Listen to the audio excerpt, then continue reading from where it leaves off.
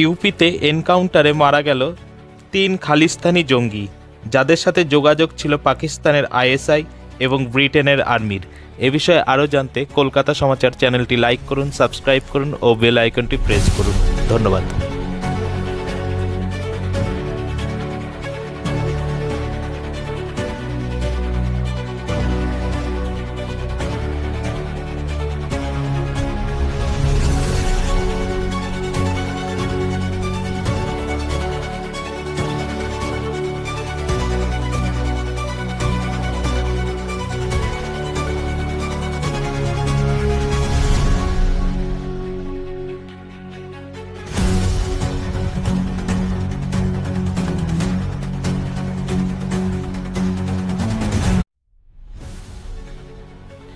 ইউপিতে এনকাউন্টারে মারা গেল ৩ খালিস্তানি জঙ্গি, যাদের সাথে যোগাযোগ ছিল পাকিস্তানের আইএসআই এবং ব্রিটেনের আর্মির।